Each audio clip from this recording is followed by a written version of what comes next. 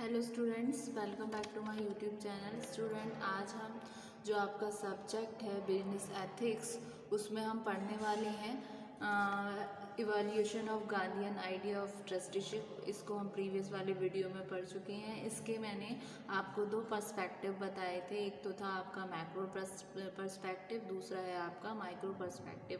Previous वाले video में student हम मैक्रो पर्सपेक्टिव को पढ़ चुके हैं। ठीक है, ये था आपका प्रीवियस वाले वीडियो में हम इसके बारे में पढ़ चुके थे। आज के वीडियो में स्टूडेंट हम पढ़ेंगे माइक्रो पर्सपेक्टिव क्या होता है, इसके बारे में हम जानेंगे, जिसको गांधी जी ने बताया था। इवोल्यूशन किस तरीके से हुआ गांधीयन आइडिया का, ट्रस्टीशिप का। ठीक है, तो आज के वीडियो में हम पढ़ेंगे माइक्रो पर्सपेक्टिव को। तो माइक्रो पर्सपेक्टिव क्या बोलता है, जो आपका इरेस्प्रेसिबल डिज़ायर जो होता है वो अक्वायर करता है वेल्थ को, पावर को रूट से। सभी इंडिविजुअल की जो सोशल, इकोनॉमिकल और पॉलिटिकल कॉन्फ्लिक्ट्स हैं वो। इरेस्प्रेसिबल का मतलब होता है जो स्टेबल डिज़ायर होती हैं, जो डिज़ायर आपकी स्थिर रहती हैं, जो चेंज नहीं होती।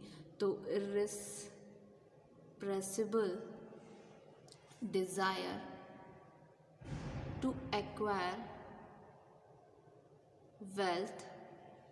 to acquire wealth and power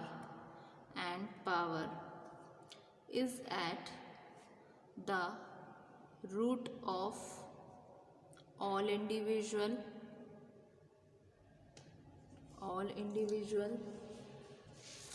social, economical and political conflicts। Gandhi ji believe करते थे कि रिस्ट्रक्शन करना इंस्टीट्यूशन का वो कोई अवेल नहीं है अनलेस, जब तक कि मैन खुद से ऑपरेट ना करे, इन इंस्टीट्यूशंस को एक्सेप्ट ना करे with in their own violation और इम्प्लिसिट एथिक्स जो है न्यू सिस्टम का। वो बिलीव करते थे कि जब पीपल में चेंज होगा तो ये बेसिक चेंज है सोसाइटी में। अगर हम बदलेंगे तभी हमारा देश बदलेगा। और फ्रीडम ऑफ चॉइस जो है वो स्वराज वो मतलब must come from with in. ये खुद से आना चाहिए, किसी के फोर्सफुली नहीं आना चाहिए। ठीक है, तो he believed that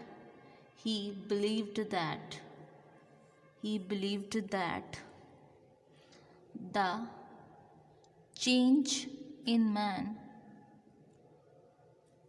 is the basic to the change in the society. The freedom, the choice, the Swaraj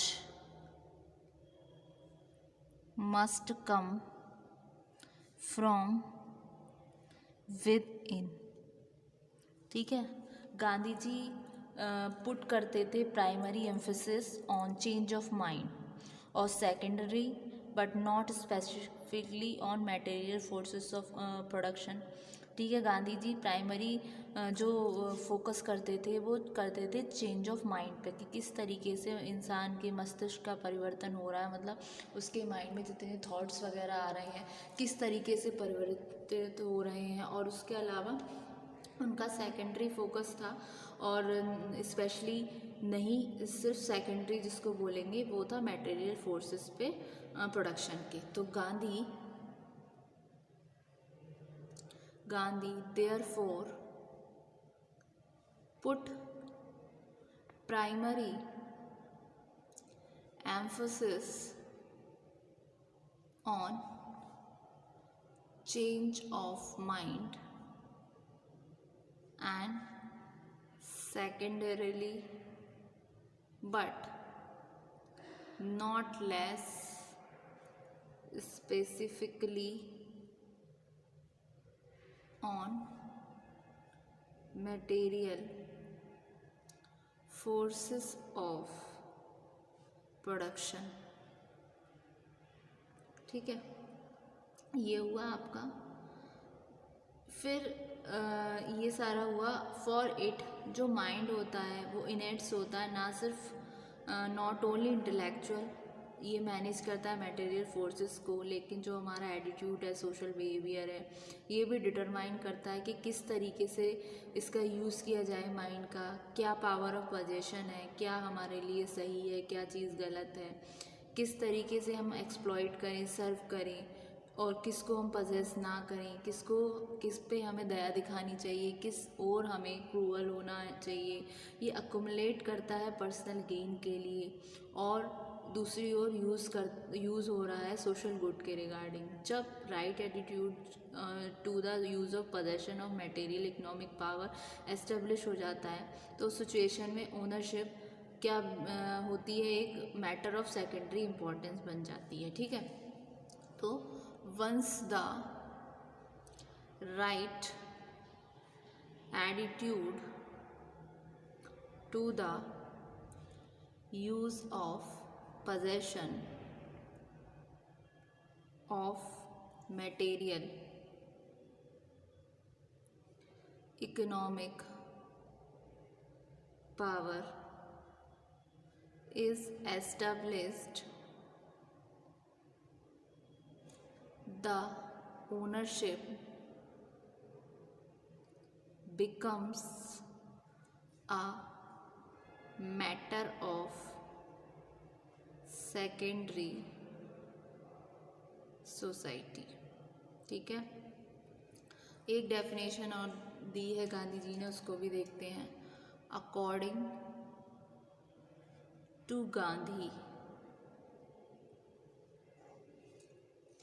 Gandhi ji क्या बोलते हैं, ट्रस्टीशिप जो है वो ब्रॉड होती है ना सिर्फ वर्बल परसुएशन से, ना सिर्फ मतलब वर्बली हम किसी को प्रोत्साहित कर दें, बल्कि ये होती है by means of non corporation with recalcitrant, यानी कि नॉन कॉरपोरेशन मतलब अड़ियल वाला कॉरपोरेशन ना हो, नॉन कॉरपोरेशन हो आपके अड़ियल बिहेवियर के साथ। तो ट्रस्टीशिप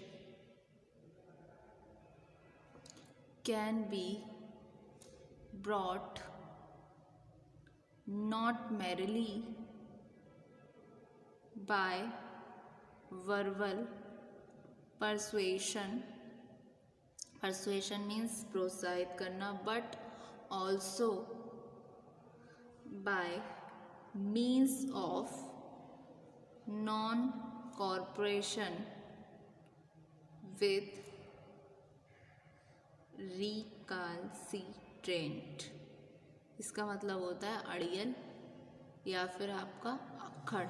ठीक है, जो आइडिया है होल्ड करना वेल्थ को एज अ ट्रस्ट, वो हो सकता है आपका विजनरी, लेकिन थॉट ये आता है, ये इर्रिलेवेंट होता है क्योंकि ये एक एलिमेंट है डिस्टेंट विजन का।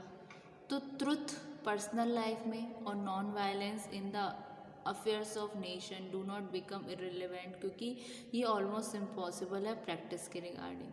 तो we must not underrate the business talent, तो हमें अंडर रेट नहीं करना चाहिए बिजनेस टैलेंट को, और जानना चाहिए कि किस तरीके से ओन क्लास एक्वायर्ड कर रही है अपने जनरेशन्स ऑफ एक्सपीरियंस को, स्पेशलाइजेशन को, उनको अलाउ किया जाना चाहिए जिससे वो रिटेन कर सकें स्टीवार्डशिप को, अपने पोजेशन के, और यूज़ कर सके अपने टैलेंट्स को इंक्रीज़ करने में, वेल्थ को यानी कि धन को। तो we must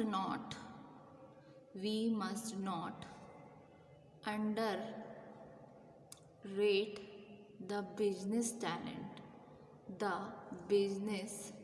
talent and know how which the owning class has acquired through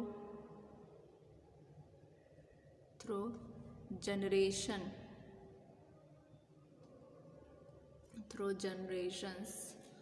of experience and specializations. They should be allowed to retain the stewardship of their possession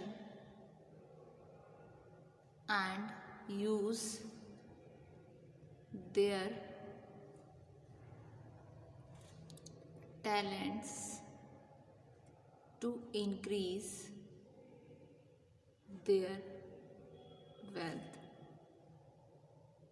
ठीक है, ये तो ये आपका micro perspective regarding evaluation of Gandhian idea of trusteeship. उसमें at a time जो अब हम गेम्स करते हैं इकोनॉमिक यूज़ ऑफ असेट से, ये यूज्ड होते हैं बिजनेस रिजल्ट में दो फॉर्म में, जो सोशल गेन है, पर्सनल गेन है।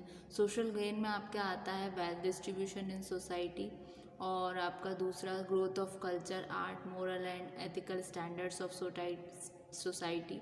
पर्सनल गेन में आपका आ जाता है wealth, moral, spiritual growth.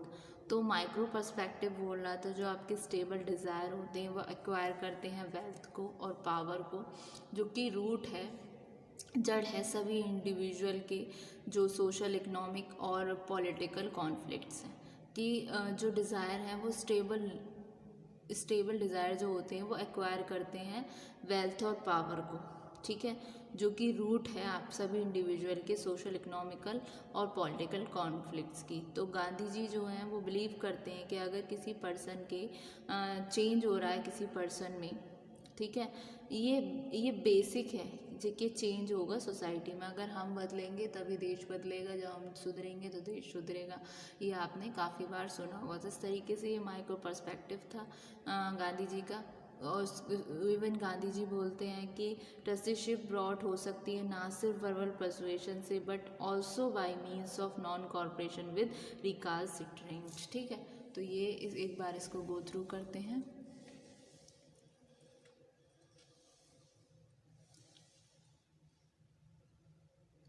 Thank you so much, student.